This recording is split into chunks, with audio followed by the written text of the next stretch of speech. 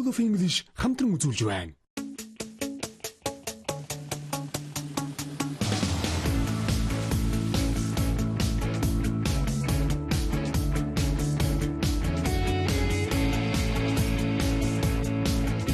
Англи хэлний алсын зан сургалт.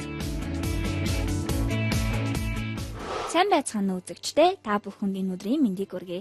Анхан шатны орчуулгын 11-р хичээл эхлэхэд бэлэн боллоо. Бид өмнөх хичээлээрээ past simple цаг буюу энгийн өнгөрсөн цагийн хэлбэр хэрэглээ судалж нэгэн үлгэрийг монголоос англи хэл рүү орчуулсан билээ. Харин өнөөдрийн хичээлээрээ дуртай дургүй гэж ярихад хэрэглэгдэх хэл зүгсийг сурч өгүүлбэр зохиох болон орчуулгын дадлага хийх болно. Та бүхэн хичээлдээ идэвхтэй оролцоорой.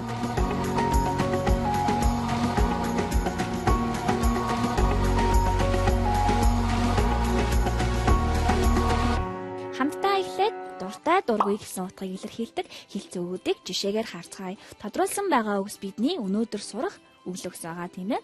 За нэгдүгээр өгүүлбэр I love sports. I love playing football. I love sports. I love playing football. Би спорт дуртай, би хөл бөмбөг тоглох дуртай гэсэн өгүүлбэр байна тийм ээ. За хоёрдугаар жишээг харцгаая. I like animals.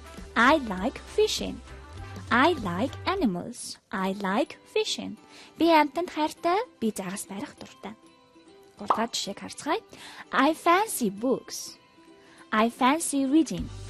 I fancy books. I fancy reading. Хүн адил би номон дуртай, би ном унших дуртай. Дөрөвдүгээр үйлдэлийг харцгаая. I enjoy foreign films. I enjoy watching them. I enjoy foreign films. I enjoy watching them. Би гадаад кинонд дуртай, би гадаад киног үзэх дуртай. Тийм ээ. Тавдугаар жишээг харцгаая. I'm mad about Brad Pitt. I'm mad about singing too. I'm mad about Brad Pitt and I'm mad about singing too. За би Brad Pitt-тэй дуртай. Тийм ээ. Тэгээд би мөн дуу дуулах ч гэсэн дуртай. Тавдугаар үйлдэлийг харцгаая. I'm keen on water. I'm keen on swimming. I'm keen on water. I'm keen on swimming. Би усанд үнэхээр дуртай, би сэлэх дуртай. Тийм ээ. Долдугаар үйлдэлийг харъя. I'm fond of her. I'm fond of cycling. I'm fond of her. I'm fond of cycling. За би түүнд таалагддаг тийм ээ. Тэр надад үнэхээр таалагддаг. Бас би дугуй унах дуртай. Тэгэхээр эдгээр хэл зүгс маань бүгдээрээ нэгэн ижил дуртай гэсэн утгыг илэрхийлж байна. За эдгээр үгсийн ардлаас тэмдэг нэр, төлөөний үг, мөн өгүүлбэр шууд орох бол харин үйлэг ing залгуур тийм ээ. Заавал авч байгааг та бүхэн анзаарсан ба. Тэгэхээр би дуртай гэж ярихдаа дан ганц like, love гэж ярихгүйгээр тийм ээ. Эдгээр 7 төрлийн хэлцээгнүүдийг мөн ашиглаж болно. Бас та бүхэн хамт явж байгаа at, about, on гэх мэт эдгээр өгтөрүүдийн хамттан цээжлээрэй. Тэгвэл хамтдаа дадлага хийцгээе. Дараах зургийн дагуу өгөгдсөн үгийг ашиглаад өгүүлбэр зохиоцгоё. За эхний зурган дээр love гэсэн үг гарч ирсэн байна тийм ээ. Тэгвэл дуртайгаа love гэсэн үгээр илэрхийлье. Зурган дээр байгаа хүн маань дугуй унжин шүү дээ. Тэгвэл хамтдаа би дугуй унах дуртай гэсэн өгүүлбэр зохиоё.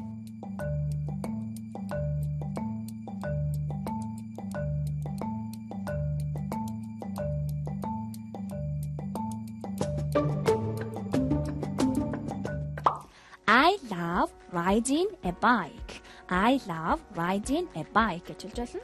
За мөн дугуй унах гэсэн cycle гэсэн байгаа тийм ээ. Бид мөн адил I love cycling гэж хэлж болно. За тэгэхээр дуртай дургүй ярьж байгаа like, enjoy гэх мэт үгнүүдийн артлаас үйлэг хөвчлэн ing явдаг байгаа. За хамтдаа 2 дугаар зургийг харцгаая. 2 дугаар зурган дээр маань enjoy гэсэн үг гарч ирсэн байна тийм ээ. За энэ хүмүүс маань гэрээ цэвэрлэж шүү дээ. Тэгвэл хамтдаа гэрээ цэвэрлэх дуртай гэсэн өгүүлбэр зохиоцгоё.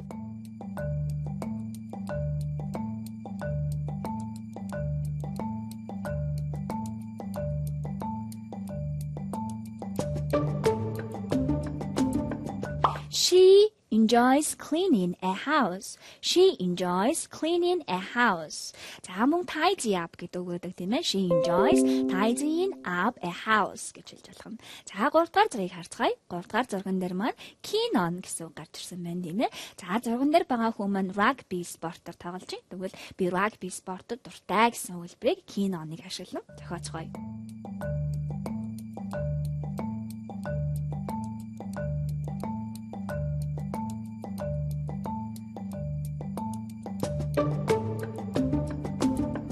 He is keen on rugby.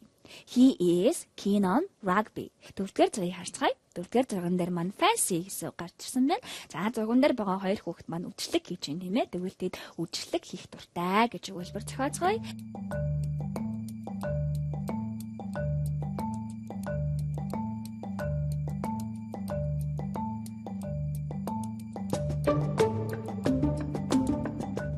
They fancy having a party.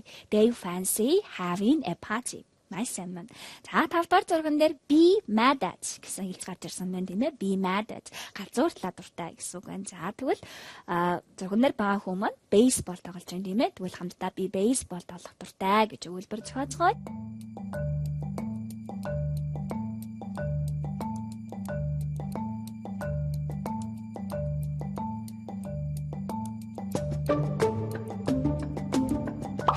I'm mad at playing baseball. I'm mad at playing baseball. Nice sentence. Тэгвэл одоо хамтдаа дургүй гэж яхад хэрэглэгдэх хэлц үгсийг сурцгаая. Та бүхэн лексн дээр гарч ирж жишээг багштайгаа зөв хараад уншаарай. I hate spiders. I hate telling lies. I hate spiders. I hate telling lies. Би аалзнаас айдаг тийм ээ. Би аалзан дургу. За мөн би худлаа ярих дургүй гэсэн үг байна. Хоёрдугаар жишээг харъя. I don't like spinach. I don't like being cold. I don't like spinach. I don't like being cold. За би бууцаа гэсэн тийм ээ. Энэ урамл дургу. За би бас даарах дургу тийм ээ. Don't like гэсэн үгний ардлаас би үлэн орж суужлаас being гэсэн хэлбэртэй байсан байна. За гуравдугаар жишээг харъя. I don't fancy her. I don't fancy playing cards. I don't fancy her. I don't fancy playing cards. За би тэрэнд дурггүй тийм ээ. Би бас хүзэр тоглох дургүй гэсэн үг байна. Дөрөвдүгээр жишээг харъя. I can't stand smoke. I can't stand smoke. Би утаа төвчж чаддаггүй тийм ээ. I can't stand being late. I can't stand being late. Би хоцрохыг бас төвчдөггүй. Би хоцрох дургүй гэсэн үг байна. За 5 дахь жишээг харъя. I can't bear lazy people. I can't bear lazy people. I can't bear eating onions. I can't bear eating onions.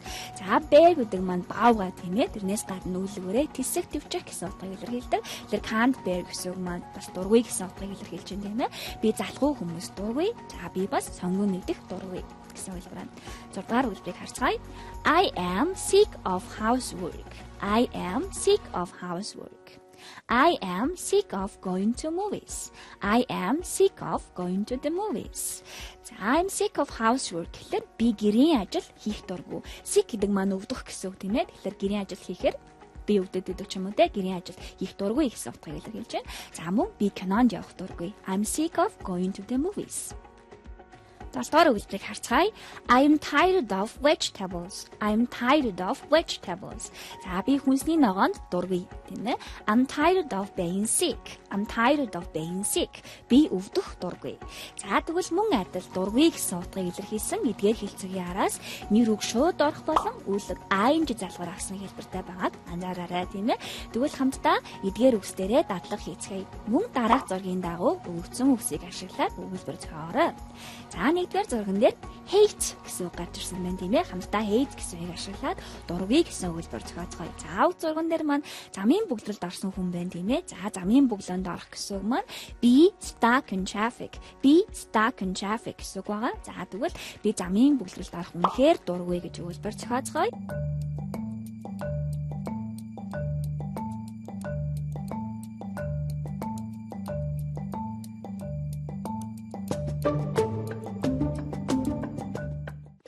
I hate being stuck in traffic. I hate being stuck in traffic. Hate гэсэн үйл үгний араас би орж ирж байгаа учраас үйл үг маань ing авах хэрэгтэй тийм ээ. Being гэж ярих нэ. За хоёрдугаар зурган дээр can't stand гэсэн үг гарч ирсэн байна тийм ээ. Can't stand. Би бүр төвчж чаддаггүй, дургүй гэсэн үг байна. За тэгвэл зурган дээр маань хог хайж байгаа хүн байна. Тэгвэл хамтдаа би газар хог хайж байгаа хүнийг харах үнэхээр дургүй гэж өгүүлбэр зохиоцгоё.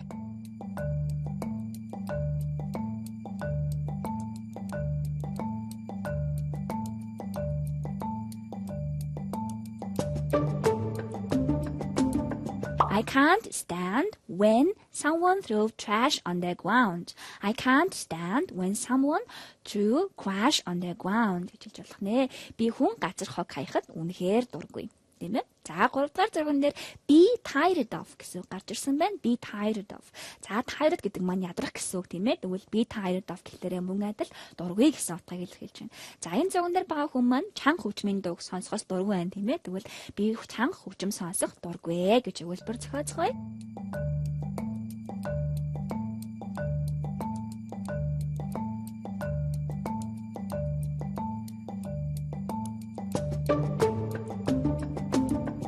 I am tired of listening to music loudly. I am tired of listening to music loudly. Listen гэсэн үг орсон учраас listening нь болж ing авсан тийм ээ. Харин бид listen гэж авахгүйгээр music гэж авсан бол шууд хэлж болно тийм ээ. За дөрөвдүгээр зургийг харцгаая. Дөрөвдүгээр зурган дээр can't bear гэсэн үг гарч ирсэн байна. За төвчдгүү тийм ээ. За зурган дээр хүмүүс очрлж байна. Тэгвэл хамтдаа хүмүүс очрлох үнэхээр дургүй байдаг гэж өгүүлбэр зохиоцгоё.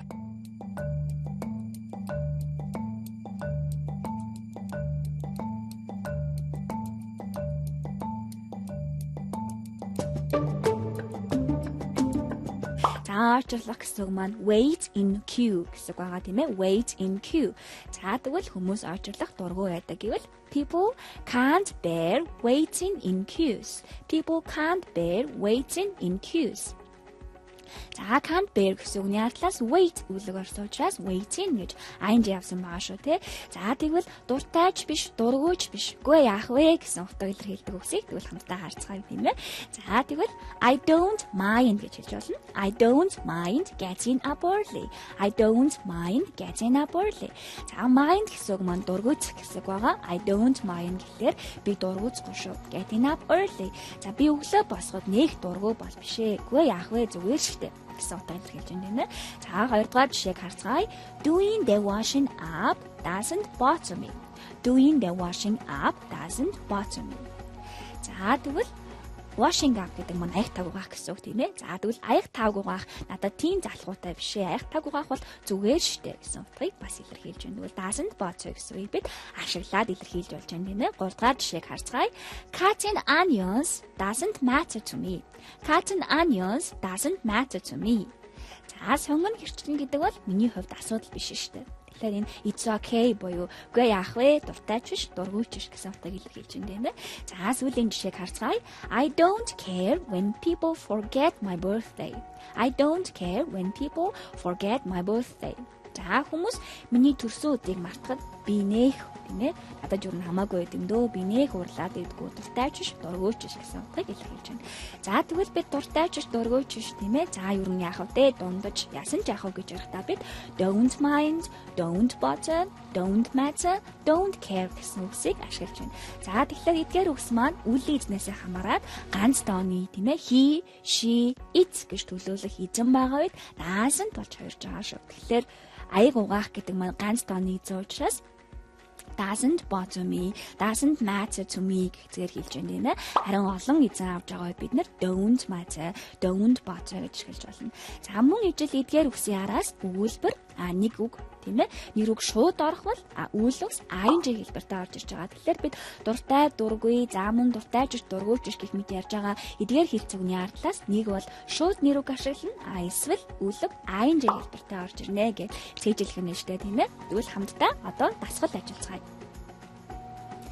За мөн адил хамтдаа өгөгдсөн үгийг ашиглаад өгүүлбэр зохиоцгоё тийм ээ. Эхний зурган дээр don't mind гэсэн үг гарсан байна. Don't mind. Дургуцгүй дээ зүгээр тийм ээ. Зурган дээр байгаа охин маань broccoli буюу цэцэгт байцаа идэж байна тийм ээ. Тэгвэл бид цэцэгт байцаа идэх дуртай ч биш, дургүйч биш. Үгүй яах вэ гэж өгүүлбэр зохиоцгоё.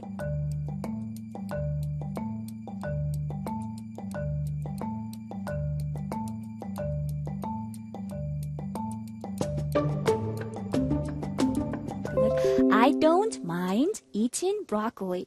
I don't mind eating broccoli. За бид цэгт байцаа идэх ер нь бол дуртай ч биш, дургүйч биш. Зүгээр дээ. Don't care гэсэн үг гарч ирсэн байна. Don't care. За энэ мөн адил тийм ээ. Хамаагүй яасан ч яхав гэсэн үг. За тэгвэл зурган дээр маань илүү цагаар ажиллаж байгаа хүн байна тийм ээ. Орой 12 цаг болж байна. Ажлаа хийсээр л байна. Тэгвэл хамтдаа илүү цагаар ажиллах ёстой байсан ч би ерөн зүгээрээ гэж хэлэх юм бол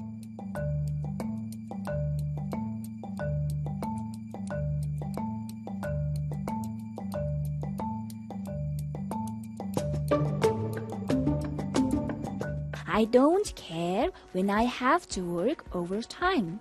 I don't care when I have to work overtime. За илүү цагаар ажиллах хэрэгтэй байсан ч гэсэн надад ерөн зүгээрээ би дуртай ч биш, дургуйч биш гэсэн хариултыг өгч байна тийм ээ. Үзэгчдээ анхаа шатны орчуулгын 11-р хичээл үргэлжлэн үзэгч та бүхэнд хүрч байна. Бид өнөөдрийнхөө хичээлээр дуртай дургүй зүйлийнхаа талаар ярихад хэрэглэж болох хэл зүгсийг сурч байгаа илээ. Харин одоо хамтдаа дараах 3 хүний юун дуртай дургүй талаараа ярьсныг уншаад монгол хэл рүү орчуулцгаая. За эхний хүний яриад эцнэр гарч ирсэн байна. Бошин уншчихъя. I can't stand phone-in call centers. I can't stand phone-in call centers. За can't stand гэдэг маань дургүй төвчдгөө гэсэн байгаа тийм ээ. Тэгвэл би дуудлагын төв рүү залгах үнэхээр дургүй. You have to listen to this terrible music while you are waiting. And then a woman's voice says, you are 93rd in the queue. You have to listen to this terrible music while you are waiting. And then a woman's voice says, you are 93rd in the queue. За тэгээд та тэгээд та маш муухай дуу чимээг хүлээж авах зураа сонсох хэрэгтэй болдог. За тэгээд нэг эмэгтэй хүний хоолой гарч ирээд та 93 дугаар очиж байна гэж хэлдэг гэж юм нэмээ. Тэгвэл энэ хүн маань can't stand phone-in call centers буюу дуудлагын төвд рүү залгах үнэхээр дургүй. За цааш нь уншицгаая. Sometimes you wait for over an hour and no one answers. Sometimes you wait for over an hour and no one answers. За заримдаа бүр нэг цаг ч хүлээж болдог. Гэхдээ хинч утас авдаггүй. Тэнэ хинтэж холбогдож чаддаггүй гэсэн ийм утгыг илэрхийлээд энэ хүн ингэж ярьсан байна. Хамтдаа хоёр дахь хүний яриаг уншицгаая. I love watching reality TV shows, but I know a lot of people can't stand them. I love watching reality TV shows, but I know a lot of people can't stand them. За би телевизийн reality нэвтрүүлэг үзэх үнэхээр дуртай. Гэхдээ маш олон хүмүүс үүнд дургүй гэдгийг би мэднэ гэж байна. I watch a lot of different shows every year. I watch a lot of different shows every year. За би жил болгон маш олон төрлийн нэвтрүүлгүүдийг үздэг гэж ярьсан байна тийм ээ. За тэгвэл энэ хүн маань really love reality TV shows. Гуртаах нэ. Гурав дахь хүний яриаг харцгаая. I really love flying. But my wife doesn't like it at all. I really love flying, but my wife doesn't like it at all. За fly нисэхдээ би онгоцоор нисэх үнэхээр дуртай. Гэхдээ эхнэр маань огтхонч дургүй. За тэгвэл огт дургүй гэж ярих юм бол don't like at all гэж хэлж болох юм тийм ээ. Цааш нь уншицгаая. It is much safer than driving, and there are no traffic jams. It is much safer than driving, and there are no traffic jams. За much safer гэдэг маань илүү гэсэн утгыг илэрхийлдэг тийм ээ. За энэ нь машинаар явхаас хамаагүй илүү аюулгүй бөгөөд ямар ч замын төвжрэл гэж байдаггүй. За тэгвэл бид өөрсдийн сонирхдаг зүйлийн талаар ярихдаа дан ганц like, don't like гэсэн үгийг ашиглахгүйгээр олон янзаар илэрхийлж болох бөгөөд өнөөдөр бид дуртай дургүй, за дуртай ч дургүй ч гэх мэтээр илэрхийлэх 18 хэлбэрийг хамтдаа сурлаа. Хичээлээр үзсэн зүйлээ батжуулаад англиар та өөрийнхөө юун дуртай, юун дургүй вэ гэдгийг хэлээд нэг үзээрэй. Таны амжилтын жигүүр болсон 20 жил. Jet School of English. Jet англи хэлний сургууль дөрмөц суурилсан 100% англи хэлээр ярих, унших, бичих, сонсох чадваруудыг хөгжүүлэх шинжлэгдсэн хөтөлбөрөөр ерөнхий болон академик англи хэлний сургалтуудаа эсрэг тавьж эхэллээ. Jet School of English. Үзэгчдээ анхаа шатны орчуулгын 11-р хичээл энэ хүрээд өндөрлөж байна. Өнөөдрийн хичээлдээ цуг байсан үзэгч та бүхэнд баярлалаа. Дараагийн хичээлээрээ дахин уулзлаа. Түр баярлалаа. It's the end of the lesson. Thank you for paying attention. See you next time. Bye.